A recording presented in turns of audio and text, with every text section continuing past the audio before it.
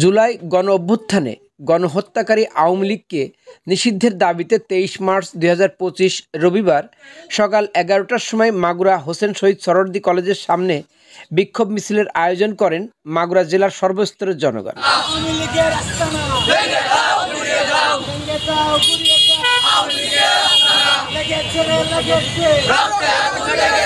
আমার সোনার বাংলা আবু সাইদ মুগ্ধ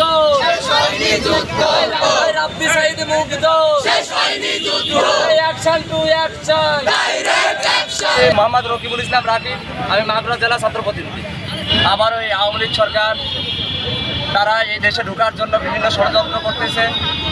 তাই আমি বাংলার জনগণকে এবং যারা এই বাংলাদেশকে ভালোবেসে এই 4 তারিখে গণঅভ্যুত্থান করে ফ্যাসিবাদ সরকারকে পতন করেছে, আমি তাদের উদ্দেশ্যে আবারও বলতে চাই, এই বাংলার পূর্ব থেকে পশ্চিম মেরু, উত্তর থেকে দক্ষিণ মেরু যে কোনো পর্যায় থেকে আবার এই ফ্যাসিবাদ নির্মূলের জন্য ডাক দিতে পারে।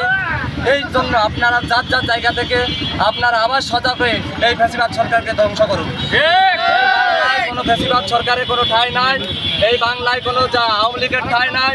এই বাংলা আওয়ামী লীগ যেমন মানুষকে হত্যা করেছে, গুম করেছে, তাই এই আওয়ামী লীগের বিচার না হওয়া পর্যন্ত বাংলার জনগণ রাজপথে থাকবে।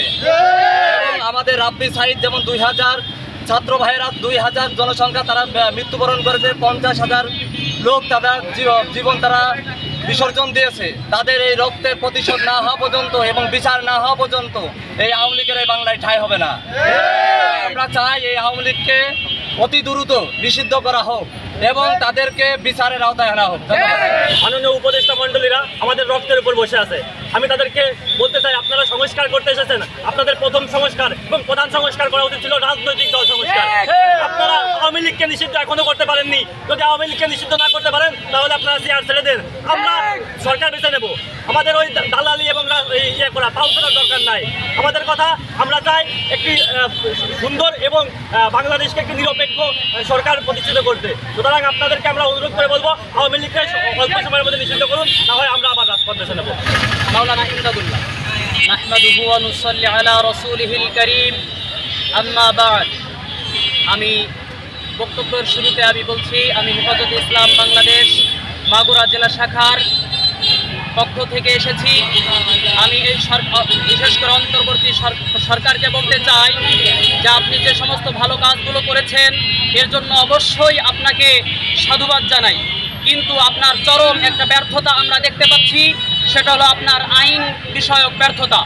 আপনি গত কয়েকদিন আগে আজিয়া হত্যা নিয়ে যত আন্দোলন বাংলাদেশে হয়েছে, আপনি কিন্তু সেটার বিচার এখনো পর্যন্ত নিশ্চিত করতে পারেন নাই। সাথে সাথে আবার এখন আমরা লক্ষ্য করতে পাচ্ছি যে স্বৈরা শাসক বাংলাদেশে দীর্ঘদিন যাবৎ বিভিন্ন রকমের অপকর্ম, হত্যা, খুন এরকম চালিয়ে গিয়েছে। সেই সরকারকে আবার এই দেশে পুনর্বাসন করার চেষ্টা করতেছেন। এই চেষ্টাকে বাংলার জনগণ কখনোই মেনে নিতে পারে না। সরকারকে আমরা আবারও বলে দিতে চাই যে আপনি এই সরকারের সংগঠনকে নিষিদ্ধ করুন, না হলে বাংলার জনগণ আবারও নতুন করে আন্দোলনের দাবানল চালিয়ে দিবে ইনশাআল্লাহ। মোহাম্মদ হুসাইন, সদস্য সচিব বৈষম্য ছাত্র আন্দোলন মাগুরা জেলা শাখা। এই আওয়ামী লীগ ইহুদিদের মতো, এই আওয়ামী লীগকে যে দল যখনই বাংলার জমি ঠাঁই দেওয়ার চেষ্টা করবে তাকে নিষ্পেষ করে দেবে এই আওয়ামী লীগ।